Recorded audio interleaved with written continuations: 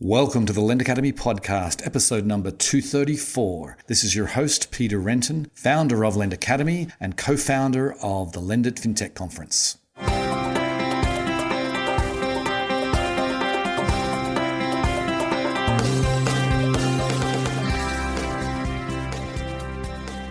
Today's episode is sponsored by Lend It Fintech USA, the world's largest fintech event dedicated to lending and digital banking. It's happening on May 13th and 14th at the Javits Center in New York City.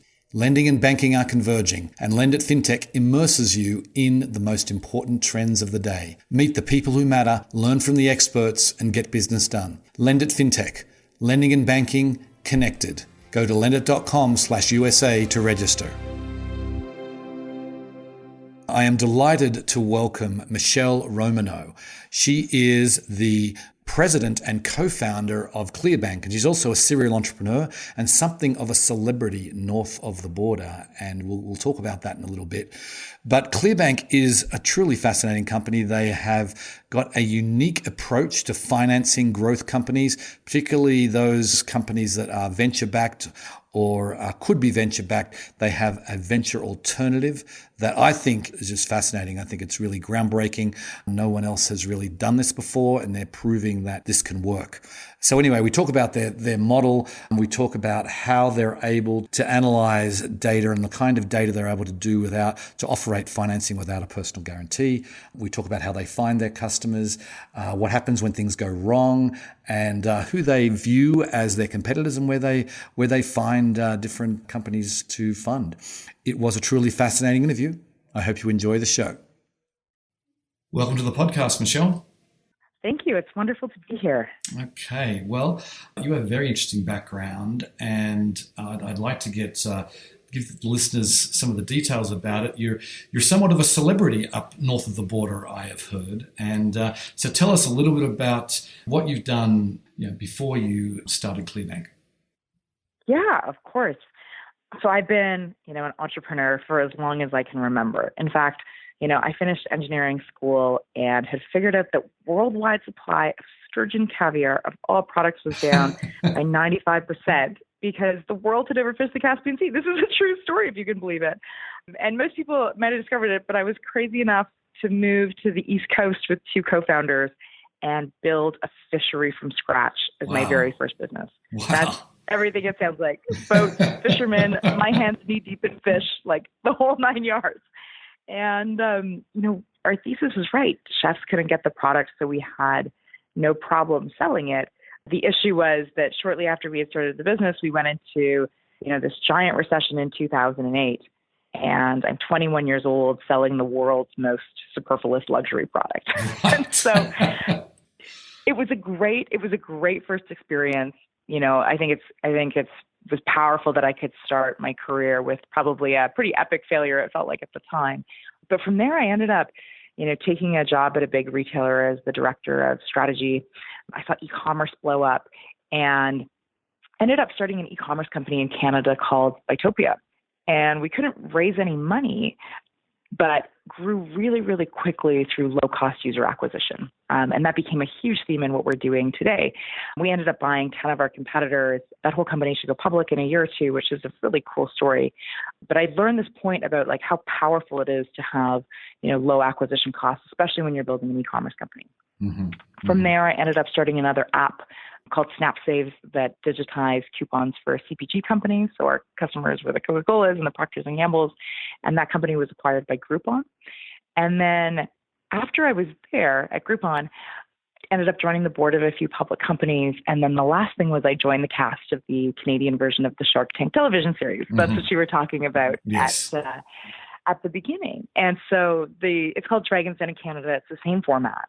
And what most people don't know about the show is that we actually see almost 250 pitches in 17 days of back-to-back filming. Oh my God. So, even if you're a great VC, you're not seeing kind of 12 pitches a day. This is rapid fire. Right. And it was on the show, it's very rare that you get an incredible idea from reality television.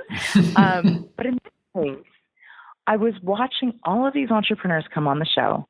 I remember these guys with these wooden iPhone cases, and they said, look, we need $100,000 for 25% of our company.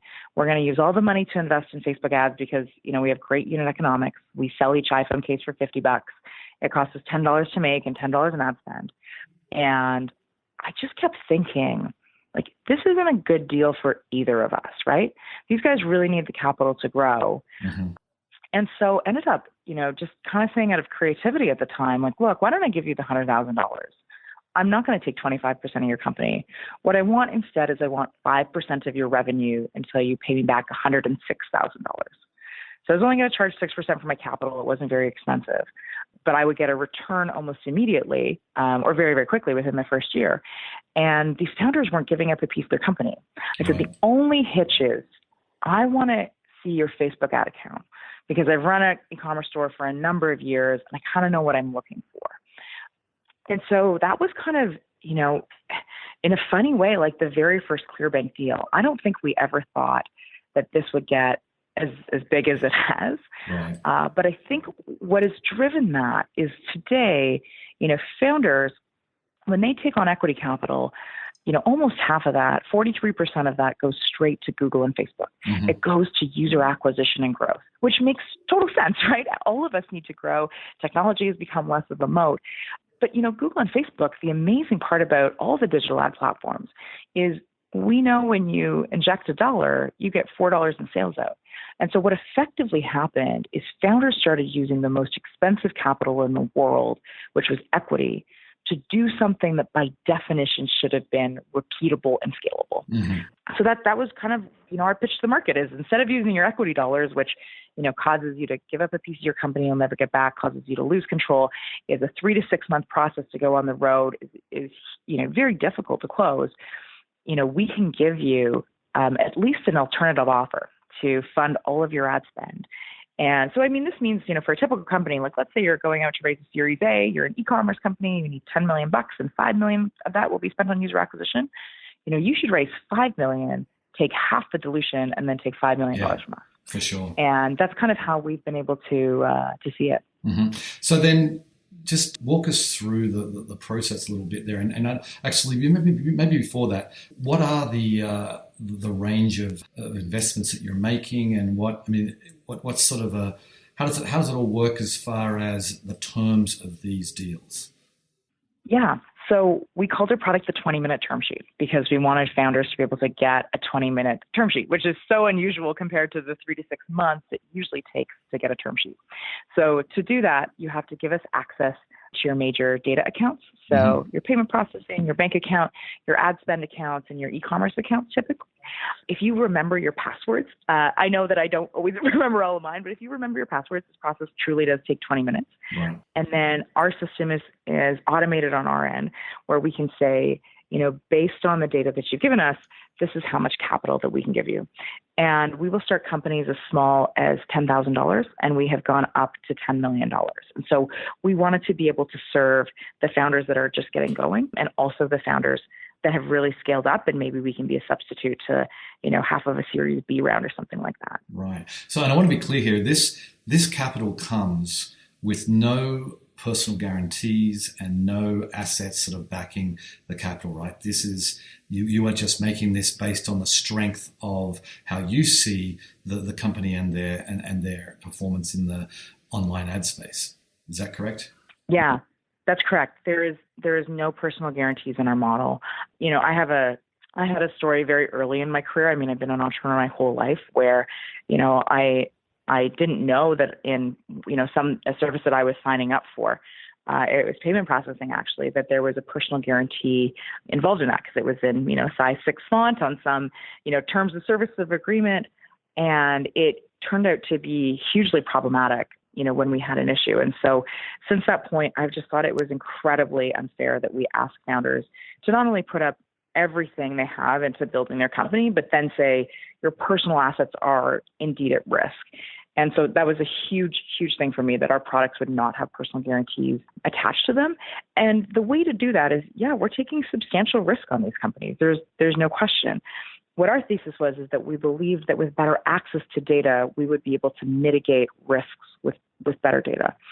And so one of the things that, that SMB lenders have done is they've looked at, personal credit score as a litmus for what's indicative. And in our mind, what we wanted to do is we wanted to automate, the VC underwriting process. And so when you go take your e-commerce company to a venture capitalist, they say, well, let's look at what your growth is, what your revenues are, what your financials are, what your CAC to LTV ratio, like how much is it really costing you to acquire each customer, and can you do that profitably? And we used our own series of metrics that are really based on that to do that, which has allowed us to be able to give this capital to founders without personal guarantees. That is super interesting. I tell you, I think that as someone, I've been in, I've tried to raise money before in many ways and tried to take loans out for businesses, and I've never done it without a personal guarantee. So, and that is, I think that's really groundbreaking. What, not only are you able to get some of these businesses probably are pretty light on assets. I imagine most of them are. Some of the founders might be light on assets, but you're providing. Of course. Yeah. Yeah. So that's. And they're a different style of businesses, right? Like, these rev shares were really different than what conventional debt was. Like, debt is this concept that there is an asset there. So, if I have a beautiful boardroom table, someone says, look, I'll give you $5,000, and if you don't pay me back, I can take your table. I can take an asset. Right. But in digital businesses, they are not asset heavy. There is no, ovens and equipment and fleets of vehicles and real estate that looks like asset value. The asset value today is what is your return on some of these ratios, right? And so it was really looking with a fresh set of eyes from the perspective of a founder who had been, this was the first company I've raised any sort of capital for. And I just completely appreciated how difficult it was to do so. And in many ways, how biased the current system is. And I'll give you a couple examples of that. So, one of the things is that we do all of this work algorithmically. We don't look at, individual applications. And as a result of that, without doing anything at the top of the funnel, we have funded 8 times more women than the venture capital average. Isn't that amazing? I think it's amazing. And it wasn't like that was our mission. That is the byproduct of taking the bias out of decision making, which I think is an even more incredible story to tell, because there are certainly these good founders that are just not being found. And VC is a person-to-person business. You have to be in the right network. You have to know. Most VCs don't even take cold email introductions. And so it is naturally biased to certain groups of people that you either grew up with or went to school with.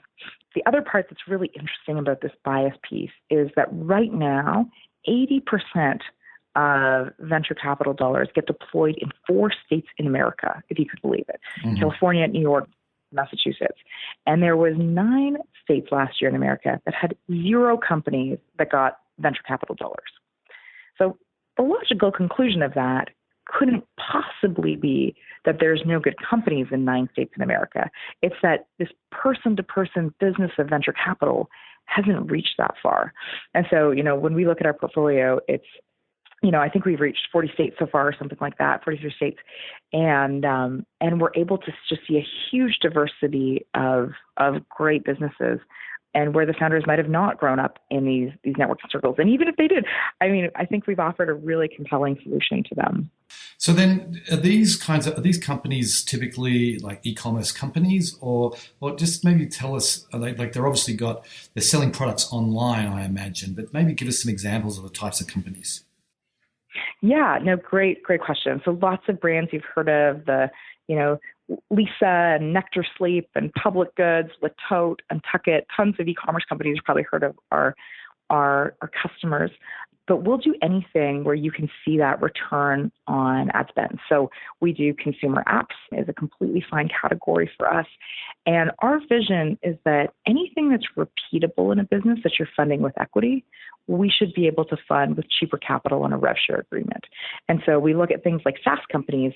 If you have a SaaS company and you have a sales force of folks selling your product, they're typically, those commissions have to be paid today for a SaaS product that will be paid over the next 12 to 24 months. Right. It's like, well, why would you use equity dollars to fund that when you could use cheaper capital to do that? And so we're looking at kind of everything that encompasses that. So it doesn't have to be spent on Google and Facebook, the money that you're providing. What sort of guardrails do you put in place? Yeah, that's a really good question. And so what we've done is, our original product was just for ad spend, and it's the one that we understand the most. And so we make our capital the cheapest. So if you buy, Facebook or Google ads, your flat fee is 6%. So again, that means if we give you $100,000, we take a percentage of revenue until we get 106 back. And then if it's used on inventory or anything else, it ranges between 9 and 12%. So again, still very affordable, but we just understand the ad space the best. But you can use our capital for everything now. And what we've done is we've also looked to really provide value for the things that our customers are buying the most as an additional advantage for being, one of our portfolio companies. Mm-hmm. Mm-hmm. So what are they, apart from ad spend, what are they, and you gave that SaaS example, what else are they spending the money on? Oh, everything it takes to run a company. Okay. So we fund lots of e-commerce companies, so we see a lot of inventory purchases. There's always that balance between, how much to sell versus when to order new stuff. We see lots of shipping within that as well. And then, all the other additional costs that go into running an office and a team. Mm-hmm. Okay. So then how do you find these companies? What is the marketing strategy for you guys? Yeah. So I think it's been a combination of inbound and outbound for us. Certainly lots of people have found us and been like, look, this is a great option and a very lightweight option for me to try and see what, my 20-minute term sheet says. And the other thing that we do is, we prospect and look for all of the great e-commerce companies that we want to back, and we reach out to them as well. And so it's a combination of that. And then finally, we have a partnerships channel where we work with a ton of different partners across kind of the e-commerce and SMB space that are really helpful for us. Mm-hmm. Okay.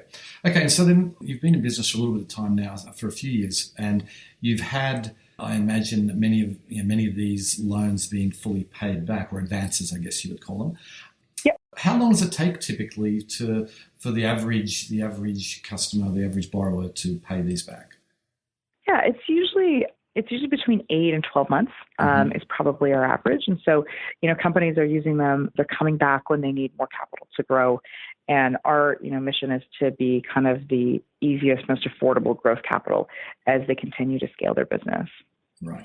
Okay. And then what about when things go wrong? Because obviously there are companies that might look great on paper, something happens and suddenly they're really struggling. Can you give us, and you don't have a personal guarantee or you're not holding any security. So maybe what do you do when things go wrong?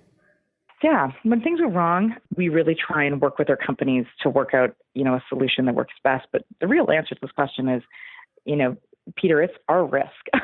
Right. We have to be very, very good on the data side, because when you don't have personal guarantees and you don't have, hooks into the assets of the companies, your metrics have to be correct. Yeah. And so, we started this company in 2015, so there has been a lot of iterations. I can tell you that early default rates were probably like 20% because we were truly like building a brand new model, right? Mm-hmm. Everyone that had looked at giving capital to this group of customers was doing it on, traditional credit scoring models. And our thesis was data would be more predictive, but for data to be more predictive, you unfortunately have to lose a lot of money. Yeah, you're not the only one that finds that out. I know. It's really, really true. And so, now we have, that thesis is played out, and certainly, the data has been more predictive. I imagine that you've got a system in place now where, if you look at the ad data, you look at a lot of the other data that you've been able to produce, because you've got you're a really unique lender here insofar as, most people, most lenders are not are taking personal guarantees. They're taking whatever security they can get. And because you're not doing that, it's I could imagine you're a data analytic heavy business, I imagine. 100%. No, we have a big data science team. We have, daily monitoring of how each of these companies is doing. And then we're trying to use all that data to be the most helpful to our companies as well. Right. Because if we're seeing something that's happening, in a single company, we can reach out and say, like, look, can we be helpful before something goes wrong? Right. But yes, it is. Our data science team is massive. Yeah. Okay. So then can you maybe give us a sense of the scale you guys are at? You started in 2015. Maybe, just let us know, like, how many advances did you do last year, for example? Yeah. So we, last year, we invested just shy of $1 billion into over 2,000 different companies. So it's quite a broad range of different e-commerce companies we've been able to fund.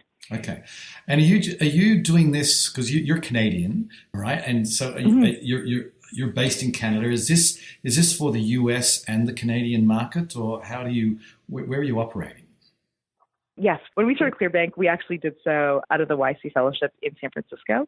And because the founders were Canadian, we had great recruiting circles. We moved the company back to Canada about a year in.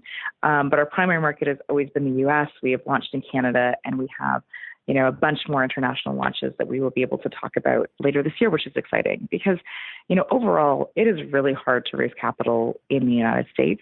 But globally, when you look at it, it's even more difficult. Right. The venture system is less sophisticated. Banks are even more conservative. I mean, in India, there are places that will do equity deals with personal guarantees attached to the family. And so there's a lot. Isn't that crazy? Yeah. There's a lot globally where we think we can do that. And we're, working on that journey now. Well, I imagine too, if you keep the sort of Google and Facebook thing, God, I don't know how many countries they're in, but they're in just about every country that has any kind of infrastructure. So I imagine, this would translate, or maybe you could answer the question, does it translate easily across borders, given the fact that you are particularly looking at the Facebook and Google ads kind of analysis you do? Yeah, I think the needs translate across border really well because at the end of the day, founders have the same needs to grow their company, and they're using largely the same tools internationally as they are in the United States, especially on the ad platform side. I think what is hard and challenging that we have learned is that as a fintech, to operate in multiple jurisdictions in a heavily regulated industry takes time and patience and understanding of individual laws in a lot of different places. So that's our work, but we think the opportunity is certainly there, and there's amazing founders that we should be serving. Right. Okay, that makes sense. So then, who do you see as your competitors here? It sounds like, there's venture debt that if you've raised equity capital, you can go to Silicon Valley Bank or other places. But then there's also, I'm thinking about merchant cash advance companies that have a similar kind of percentage of revenue type things. Obviously, there's plenty of online lenders, but who do you see as who are these, when you lose a client, where do they go to? And who do you see as the major threat? Yeah, no, it's a good question. I think, the way that we thought about this world is that we want to be the best alternative to equity, which is currently, what half of VC dollars going towards to is now Facebook and Google. And so this category is really being funded by equity dollars, which sometimes can feel, not expensive, but as soon as you've had an exit and understand what it means to have a liquidation preference and control and a board and losing a lot of the control you had as a founder, equity starts to get more expensive. Plus, in terms of IRR, equity can be extraordinarily expensive to you, especially if you are successful, right? It actually penalizes you if you're successful, and so that's how we've always thought of positioning and talking about our product. Right. Okay. So you're not really. So do you? I imagine you work with VCs, right? Because not every VC they want it to be a win-win. So are you partnering with like Silicon Valley VCs? Yes. No, we have. If you think about it, the average VC might see 400 companies a year and do 4 deals. And so they've been great partners of ours in terms of both funding the companies that are not a fit for them, but also funding companies where they don't want founders to take more dilution, right? As soon as a VC's on a cap table, they want to be diluted the least as well. And so the incentives are really aligned for that to be used. And you're right, venture debt is available to companies that have existing venture capital, but it also has, covenants and warrants and a lot of complications around this. We've made our product, far simpler. Right. Okay. So then what about funding your own company? And you obviously have a funding line, but you've also, I think, raised equity capital. Talk us about how you've gone around funding both on the equity and debt side of your own company. So the way that we have funded Clearbanc is we've raised some equity capital to build new products and to grow internationally. And we've also raised our own series of GPLP funds that is what allows us to fund our investments in e-commerce companies. And so, that was our structure because we had a lot of control to change underwriting criteria to really experiment. So we fully own the GP, and then we have LPs that contribute. And the LPs have been, other founders, people like Jason Finger that started Seamless. He was like, I 100% have this problem. I wish this product would have existed when I was around, and was really helpful in getting, family offices and in university endowments, so we could have the money to invest in these companies. So you're not talking to banks to provide like a funding line for these? So we started with doing our own GPLP lines that didn't have bank supported, because again, banks have used traditional methods for a long time, and they're used to a very structured approach. And then we were able to leverage future funds as we continue to grow. So then you get a bank piece of it as well. Right. Okay. Because I imagine, this is. When a bank first looks at what you're trying to do, they probably think it's crazy because you're not even taking a personal guarantee. So I can imagine that initially that was not on the table. But but now you've obviously got a track record that you can go and obviously and shop cheaper sources of capital, right?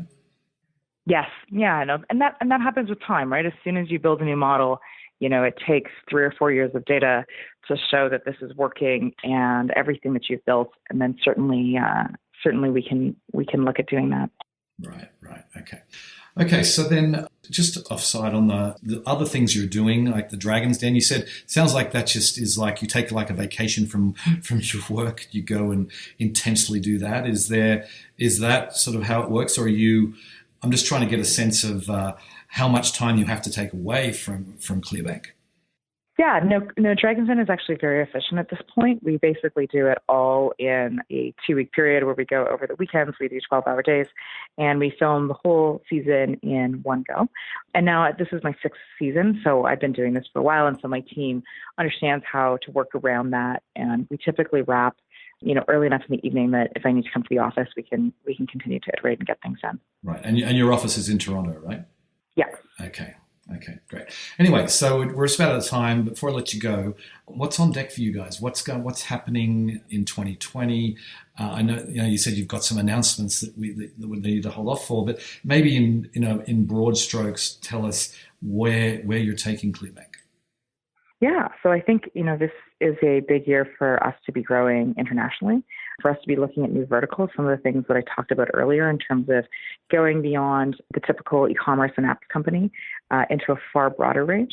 And ultimately, tilting the balance of power so that founders have more power in these relationships, because for such a long time, it has been capital providers that have had all of the power.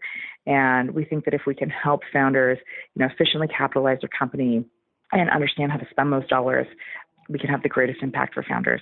Mm-hmm. Okay. Well, that it's certainly a noble cause, and I think something that you're making many of the entrepreneurs much wealthier in the long run than they would have been if they hadn't used you guys. So anyway, Michele, I really appreciate you coming on the show today. Thanks a lot. Thank you for having me. It was wonderful to be here. Okay. See ya. I love companies that provide new, innovative ways of financing, and this truly is innovative. And the fact that they've been able to get into, Google and Facebook ads and see their effectiveness and be able to sort of get their company going, and providing founders, as this 40% of venture money going to Google and Facebook is just crazy, and it should not be the case, as they've pointed out. So I think for those companies looking for alternatives, Clearbanc is an excellent way, and really a pretty inexpensive way to attract capital. Anyway, on that note, I will sign off. I very much appreciate you listening, and I'll catch you next time. Bye. Today's episode was sponsored by Lend It Fintech USA, the world's largest fintech event dedicated to lending and digital banking. It's happening on May 13th and 14th at the Javits Center in New York City. Lending and banking are converging, and Lend It Fintech immerses you in the most important trends of the day. Meet the people who matter, learn from the experts, and get business done. Lend It Fintech. Lending and banking connected. Go to lendit.com/USA to register.